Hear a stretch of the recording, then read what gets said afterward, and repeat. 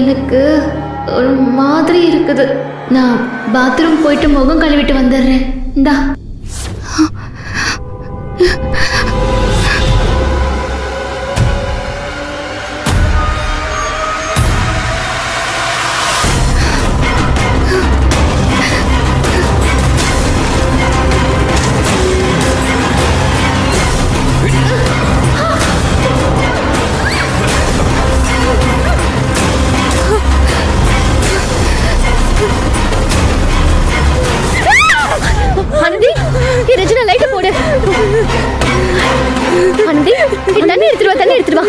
என்னடி என்ன ஆச்சு?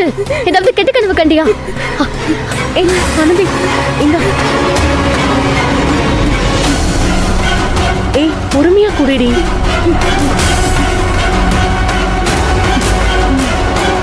குடி. என்னடி ஆச்சு?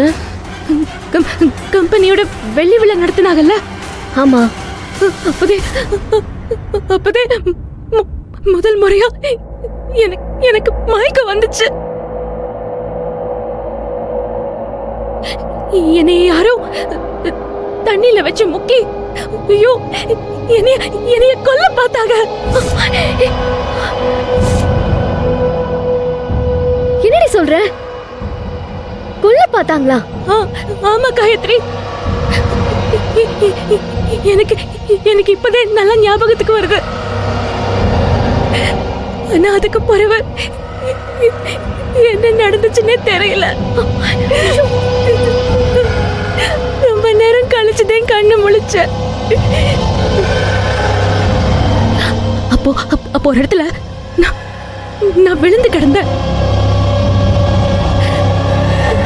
ஜெயந்தி அக்காதை வந்து கூட்டிட்டு போனாங்க.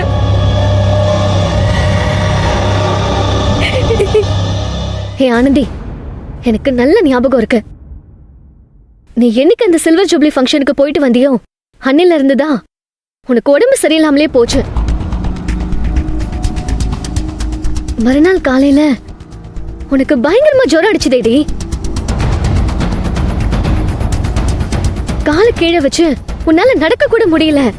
நீ ரொம்ப கஷ்டப்பட்ட. அதுக்கப்புறம் தாண்டி உனக்கு அடிக்கடி மயக்கம் வர ஆரம்பிச்சது. ஆனந்தி, அங்கதான் ஏதோ தப்பு நடந்திருக்கு. அந்த ரிசார்ட்டுக்கு போய் விசாரிச்சா ஏதாவது ஒரு உண்மை தெரிய வரும். நாளைக்கு காலைல முதல் வேலையா நாம அந்த ரிசார்ட்க்கு போறோம். நீ அங்க எங்கெல்லாம் போன, யாரு உன்னை கொலை பண்ண முயற்சி பண்ணாங்கன்னு எல்லாமே அங்க இருக்கிற சிசிடிவி கேமரால ரெக்கார்ட் ஆயிருக்கும்.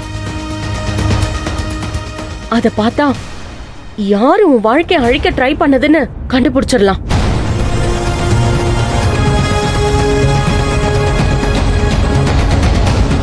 என்னை இந்த நிலைமைக்கு ஆளாக்குனவ யாருன்னு நான் பார்த்தே ஆகணும்.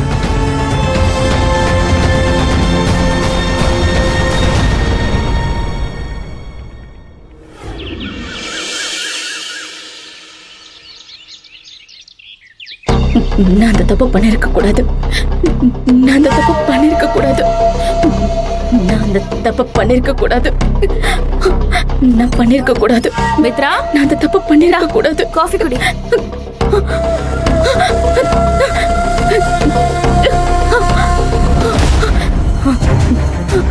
ஏய், என்னாச்சு மித்ரா?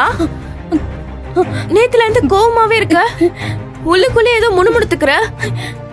என்னன்னு கேட்டாலுமே எதுவுமே சொல்ல மாட்டேங்கிற. ஒரு ஃபுல் நைட் தூங்காம இப்படி அப்படியே நடந்துகிட்டு இருக்க. உன்னோட மூச்சு கண்ணாடியில பாத்தியா? பைத்தியம் பிடிச்ச மாதிரி இருக்க. பைத்தியம் பிடிச்ச மாதிரி இல்ல, பைத்தியமாவே மாறிட்டான். நீ இப்படிதான் இருக்க போறனா தயவு செஞ்சு மகேஷ கல்யாணம் பண்ணிக்கணும்னு ஆசைப்படாத மித்ரா. மகேஷ் உனக்கு கிடைக்க மாட்டாரு. கிடைச்சாலும் அவர் லைஃப சேர்த்து நீ கெடுத்துருவ. என்ன சொன்ன? என்ன சொன்ன?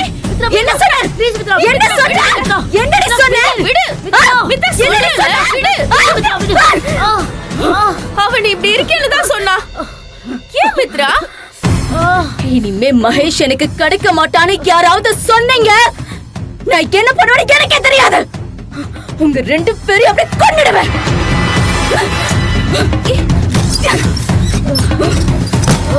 ஷோ நீ உன் வாயை வச்சுட்டு சும்மா இருக்க மாட்ட. ஆனந்தி, நேத்து நீ சொன்னதெல்லாம் வச்சு பார்த்தா அந்த ரிசார்ட்க்கு போனா கண்டிப்பா ஏதாவது ஒரு க்ளூ கிடைக்கும்டி. எனக்கும் அதான் தோணுது. உன்னை இந்த நிலைமைக்கு ஆளாக்குனவன் யாருன்னு கண்டுபிடிக்காம விடவே கூடாது. அது எவ்வளவு பெரிய ஆளா இருந்தாலும் சரி. ஆனந்தி, நம்ம தனியா போக வேண்டாம். எதுக்கும் அன்பு கிட்ட இந்த விஷயத்த சொல்லி அன்பையும் சப்போர்ட்டுக்கு கூட்டிட்டு போலாமா? இல்லடி, வேணாம். அன்புக்கு இதை பத்தி தெரிய வேணாம். நீங்க மட்டும் என் கூட வந்து எனக்கு உதவி செய்யறதுன்னா செய்யுங்க. இல்லைன்னா யாருமே வேணாம். நானே பாத்துக்கிறேன். நானே போய் அங்க. ஏய், சரி சரி, நீ எதுவும் டென்ஷன் ஆகாத. நீ தனியா போய் என்னடி பண்ணுவ? நாங்களும் உன் கூட வரோம். அன்பு கிட்ட எல்லாம் நாங்க சொல்லல. எந்த ரெசார்ட்டுக்கு போறாங்க? யாரை விசாரிக்க போறாங்க? ஒண்ணுமே புரியலையே. ஏதாவது க்ளூ கிடைச்சிருக்குமா? கடவுளே, அப்படி மட்டும் எதுவும் நடந்திருக்க கூடாது. இப்ப நான் என்ன பண்ணுவேன்? நீ முதல்ல போய் குளிச்சுட்டு கிளம்பி ரெடி ஆயிட்டு வா.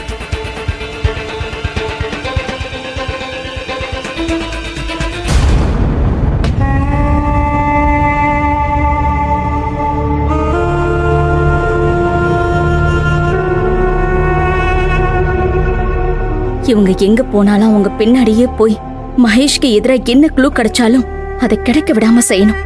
அப்பதான் மகேஷ் நமக்கு கிடைப்பான்.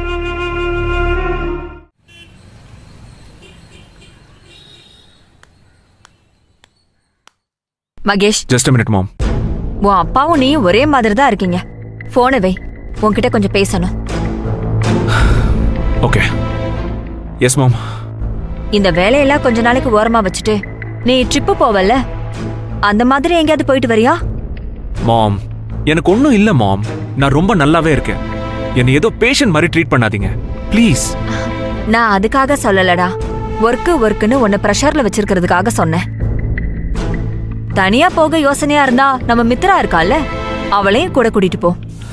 மித்ராவையா? அவளை எதுக்கு கூட்டிட்டு போகணும்? இல்ல மகேஷ், அவளும் உன்ன மாதிரியே ஒர்க்குன்னு இருக்கா. சோ அவளுக்கும் கொஞ்சம் ரிலீஃபா இருக்கும்ல.